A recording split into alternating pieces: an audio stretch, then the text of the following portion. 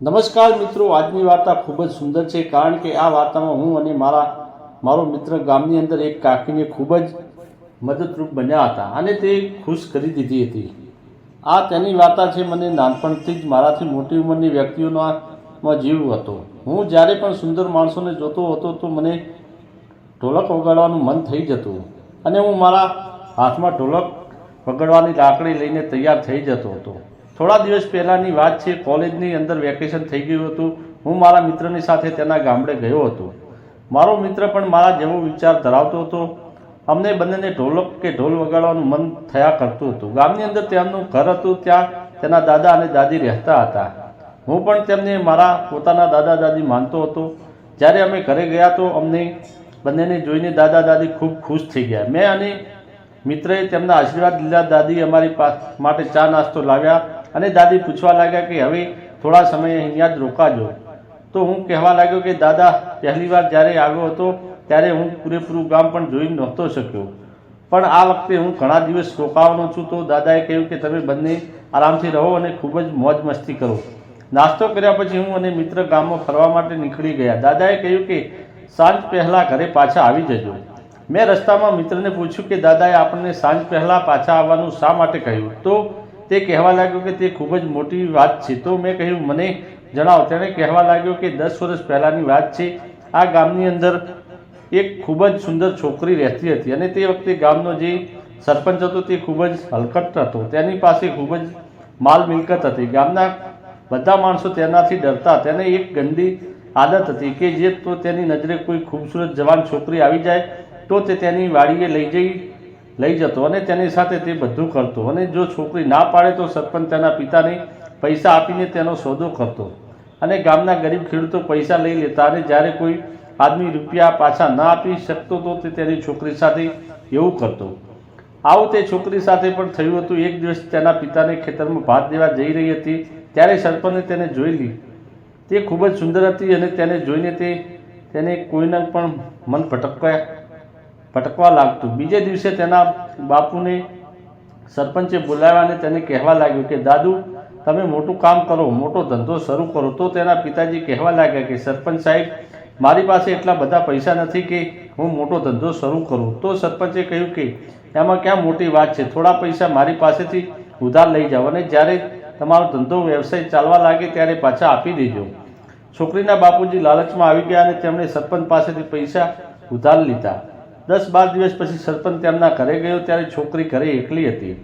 સરપંચને જોઈને તેને ખાટલો પાથર્યો. સરપંચે બેસતા પૂછ્યું કે તારા બાપુજી ક્યાં છે? તો છોકરીએ કહ્યું કે બાપુજી મારા માની સાથે ખરીદી કરવા બજારમાં ગયા છે. હવે સરપંચને ખબર પડી કે છોકરી ઘરે એકલી છે. તો સરપંચે કહ્યું મારી સાથે રૂમમાં આવ, મારે તારું કામ છે. છોકરી અંદર ગઈ ત્યારે અચાનક સરપંચે અંદરથી દરવાજો બંધ કરી દીધો.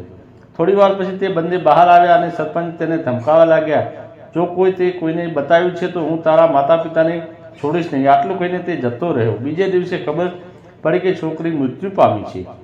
થોડા દિવસો પછી છોકરીની આત્માને સરપંચનો પણ જીવ લઈ લીધો. એટલા માટે દાદાજી આપણને કહી રહ્યા હતા કે સાંજ પડે એટલે ઘરે પાછા આવી જજો, કારણ કે સાંજ પડ્યા પછી છોકરીની આત્મા આખા ગામમાં ફરે છે અને ઘણા બધા લોકોને પરેશાન કરે છે. થોડી વાર પછી અમે ઘરે પાછા આવી ગયા. સવારે જાગીને અમે બંને ખેતર તરફ ફરવા માટે નીકળી ગયા. સવારનું વાતાવરણ ખૂબ જ સુંદર હતું. જ્યારે અમે ખેતર તરફ જઈ રહ્યા હતા ત્યારે અમારી આગળ એક કાકી પણ ચાલી રહ્યા હતા.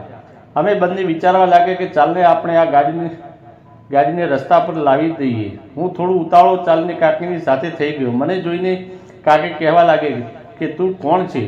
તને આ ગામમાં પહેલી વાર ક્યારેય જોયો નથી. તો મેં કહ્યું કાકી, હું શહેરથી આવું છું અને અહીંયા દાદા દાદીની સાથે રહું છું. તો કાકી કહેવા લાગ્યા પિકનિક કરવા માટે આવ્યો છે. મેં કહ્યું હા. મારી સામે આંખોમાં નાખીને કાકી બોલ્યા મારાથી થોડા દૂર રહો, નહીંતર ગામના લોકો એમ સમજી લેશે કે આપણે બંને એવું કરવા માટે જઈ રહ્યા છીએ. આટલું કહીને તે મારી સામે હસવા લાગી. કાકીની વાત સાંભળીને મને ખાલી ચડી ગઈ, કારણ કે કાકી વાતને ગુમાવી ફેરવા વગર સીધી મુદ્દાની વાત કરી નાખી હતી. મેં કહ્યું કે કાકી, તમને પણ જાણતા પણ નથી, તમે બમ્પર ઓફર આપી રહ્યા છો. તો કાકીએ કહ્યું હવે ગામડાના લોકો પણ એડવાન્સ થઈ ગયા છે અને આ બધું તો આમ જ ચાલ્યા રાખે છે અને આમ પણ મને લાગે છે કે તને મોટામાં વધારે રસ હશે. તો મેં કહ્યું કાકી તમે મને કેમ ખબર પડી કેમ ખબર પડી? મેં પણ મારા દોસ્તને ઈશારો કરીને બોલાવી લીધો. તે પણ અમારી સાથે ચાલવા લાગ્યો. તો કાકીએ કહ્યું તો તમે બંને ફરવા માટે આવ્યા છો? તો મેં કહ્યું કે ફરવાનું તો બહાનું છે, અમે તો અહીંયા ઢોલ વગાડવા માટે આવ્યા છીએ. તો કાકી હસીને કહેવા લાગ્યા એમ વાત છે, તમારે ઢોલ વગાડવો છે? કાકી કહેવા લાગ્યા કે ઢોલ વગાડવો એટલો સહેલો નથી, તેની માટે ખૂબ જ તાકાત લગાવવી પડે છે અને ખૂબ જ મહેનત કરવી પડે છે. તો મેં કાકીને કહ્યું જો તમને વિશ્વાસ ન હોય તો ઢોલ વગાડવાનો મોકો આપીને તો જુઓ. મેં આજુબાજુ નજર કરી તો ચારે તરફ જંગલ જ હતું. તો આંટી કહેવા લાગ્યા કે જો તમારે ઢોલ વગાડવો હોય તો તમે બંને તૈયાર થઈ જાઓ. આટલું કહીને આંટી જમીન પર સૂઈ ગયા. મેં મારા મિત્ર તરફ જોઈને કહ્યું અરે યાર, દુનિયા કેટલી આગળ વધી ગઈ છે ને આપણે હજી સુધી શું કરીએ છીએ. તો કાકી કહેવા લાગ્યા ખોટો સમય બરબાદ ન કરો. જો તમારે ઢોલ વગાડવો હોય તો જલ્દીથી ઢોલ વગાડવાનું શરૂ કરો. જ્યારે હું ઢોલ વગાડવાની શરૂઆત કરી રહ્યો હતો અને હું નીચે બેઠો અને મારી નજર કાકીના પગ તરફ ગઈ, તેને જોઈને મારા પગ નીચેથી જમીન સરકી ગઈ, કારણ કે કાકીના બંને પગ ઉલટા હતા.